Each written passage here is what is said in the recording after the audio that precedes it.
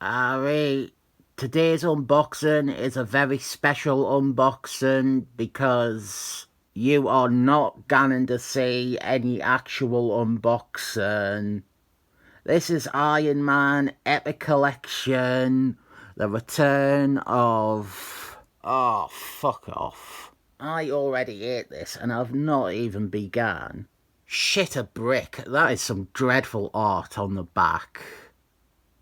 This is volume 18, and I need to apologise because the last time I unboxed Summit from this run, I said we now had the entire run, but I was fooled by Marvel's release strategy being to release the first part of this run, then the third part of this run, and now the second part of this run. I really have nothing nice to say. I didn't like these comics. Iron Man was terrible in the 90s. And we open mid-story. The last Epic Collection didn't even finish off the War Machine story. So now we get the tail end of that, with the return of Robert Downton Abbey Jr. Iron Man faked his death yet again and didn't tell even his best friend. And so he was demonized for about a year. And then this idiot writer thinks he can just have Iron Man come back as the star of the series and nobody will mind.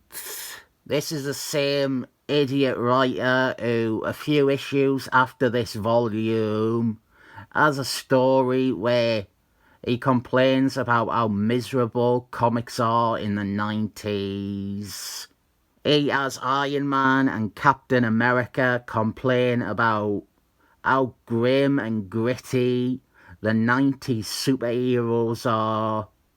The grim and gritty 90s superheroes they cite as being grim and gritty are the New Warriors and 90s 4.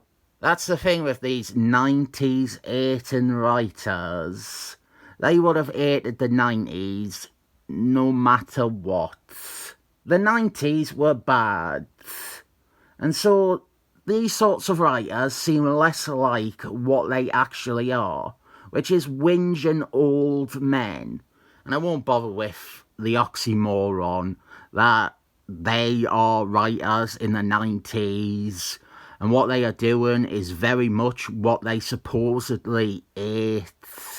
But in their minds, something like New Warriors or 90s 4, they are grim and gritty heroes like everything else in the 90s because they don't like the 90s. They like their 70s nostalgia, not new things like the New Warriors or 90s 4. Any new thing is a bad thing. You can see that a bit by the fact they also resent a lot of the 80s stuff, when the 80s stuff was often Marvel at their peak. They hold that in the same regard as anything from the 90s. To them, Spider-Man's clone and Spider-Man being married are equally bad. Not because of individual merit, but because they both come from out of their bubble. In my opinion, Iron Man has to be one of the easiest characters to write. And his comics had been bad since Armor Wars. Even Armor Wars. I think Armor Wars, the ending of it, really cops out. But after Armor Wars, I don't think Iron Man's comic was ever quite good again. Part of the problem is always Robert Downton Abbey Jr., a character that writers back in the corners and make him more and more unlikable. Meanwhile, we also have Rhodey Rhodes in the book, And he clearly has none of the issues that Robert Downton Abbey Jr. has when it comes to appeal. It's not complex either. It's not that Robert Downton Abbey Jr. is ever a deep character in the way that he is written. He's just more often than not written as a selfish jerk or a flat-out bad guy. I will say the badness of these Iron Man comics is something I blame on the editor. A terrible editor in every conceivable way. This is the same editor who gave us the cross-dressing, Force Works, and who forced Roger Thomas to kill off Mockingbird under threat of firing him. And then when Roger Thomas reluctantly killed off Mockingbird, he fired him anyway. The editor of these would be my pick for the worst editor pre-Tom Beevort. I want to make this guy cry. This is a guy I want to make fucking cry. The art is sometimes okay or sometimes decent. That is something nice I can say about these comics. I think had this artist not been drawing dogshit Iron Man comics, he could have blossomed and developed into something quite good on another title. Oh, this one ties in with Affinity Crusades, and nobody knows about it because they forgot to put the Affinity Crusade logo on the cover. There, look, it is the female Alan Watson from Affinity Crusades. And then the next issue does have the Affinity Crusade logo on the cover. There were a couple of Alpha Strike issues where they forgot to put the logo on the cover as well. But there she is again, Alana Watson. Please note, she is a different character to Quiznos from issues of Kazar. From the pages of The Excellent Men, it is Smegma Red. You could at least have fun with Iron Man fighting Smegma Red. And this one, I would maybe read again, in case I did overlook some genius, or at least some fun on display. We have Iron Man Annual 14, and I think this is where Kurt Busiek's credit comes in. Actually, no, he didn't write anything in it.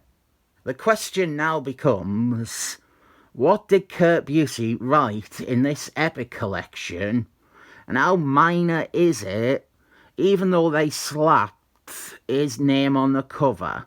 They play favourites, clearly. They didn't have Chuck Dickinson's name on that Daredevil epic collection where he wrote 3 issues while crediting Fabio Nicieza, who also wrote 3 issues in it. And here we have Kurt Busiek's name on the cover, and his contribution must be like a backup story somewhere. I thought the annual must be written by him, but it's not. I know none of the main series is written by him, so there is something stuffed in here that is written by him.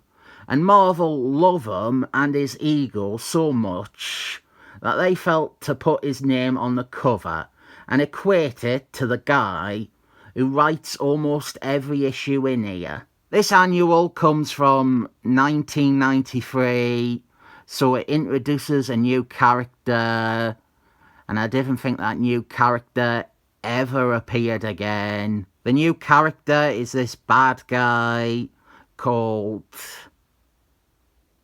Face Thief. I didn't know who's D in this art, but it's terrible. Oh god, is this it? Marvel Superheroes Summer Special. It'll be like an 8-page story. Even this isn't by Kurt Busiek. I am invested in this collection now. I need to know what Kurt Busiek wrote in here and how little the percentage of this collection is written by him, even with his name on the cover. Oh, fuck right off. They have the first appearance of Squirrel Woman, and even this isn't by Kurt Busiek, but it is written and drawn by Steve Dittman, and that is a name that should be put on the cover long before Kurt Busiek's name. I guarantee this story is longer than whatever Kurt Busiek contributes. This is 22 pages long, and it reads like 220 pages long. Terrible story, terrible character. Mr. Doom gets defeated by squirrels. To go from co-creating Spider-Man to this is humiliating. It's this, isn't it? I remember now. I reviewed this, the Avengers story in it, and then the Iron Man one is by Kurt Busiek, and I refused to review it. Yep, Kurt Busiek. 1, 2, 3, 4, 5, 6, 7, 8. 8 pages gets a credit as a main writer on the cover, whereas Steve Dittman, an actual comics legend, writes and draws an insufferable 22-page story and no mention whatsoever. Then we've got this garbage cover, and this one is written by Christopher Proust, who also gets a credit on the cover, and they have actually credited his current cover identity rather than his original name, which is credited here. I think he changed his name because he had to enter witness protection after fucking up Spider-Man so bad. This story is 20 pages, I counted off screen, and then he writes another story here, or rather, part 2. This is very obviously a fill-in 2-parter that never got used, so they put it into these deplorable specials that were home to all this substandard work that was done and never saw print. Another 20 pages, so he wrote a total of 40 pages. And I think that is a decent enough amount. Not entirely wrong to have his name on the cover. It is wrong to sandwich Kurt Busiek, who wrote 8 pages, in between a guy who wrote 40 and a guy who wrote about 300 pin-ups. More pin-ups. And they are getting progressively worse. Half this collection is just these inventory stories starring Iron Man. I wasn't going to recommend it to begin with, but now I am not recommending it even more. It is like a negative recommendation. It is in the negatives. This is how fucking shameless these were. Right, the idea is that Marvel commissions stories like this to run in the instance that a book is running late. You have a safety net of having a fill-in issue that you can publish while the main writer or the main artist is running late. It's a thing they don't really do anymore, but it was something that Marvel did intensely in the 70s and the 80s. Then, in the 90s, we had shite like this, or Marvel Funfair, which were billed as being specials, but they really were lazy excuses to dump these unused fill-in issues out there. Some of them, like I am guessing this one, which is credited to Anthony Davis and Neil Pollard, but was finished by other people, I am willing to say this had sat in a drawer since the late 70s. Marvel are that keen to not waste any old tat. They are putting out a story from the 70s, in the 90s, and pretending it's not what it is. With Iron Man, you can always tell, because he will be wearing older versions of his armour. We have got the Iron Manual here. Just wanted to make sure that Kurt Busiek did not get a credit. You know, maybe this is something that they could have included in that Andy book omnibus. I wasn't looking forward to this, and somehow they managed to make it even worse. There are 8 issues of Iron Man in here. The rest of those abominable, unused inventory stories. And on the back of those, I am willing to say this is among the worst epic collections Marvel have ever published. This, Blood and Thunder, probably those shite Dairy Devil ones, utterly woeful.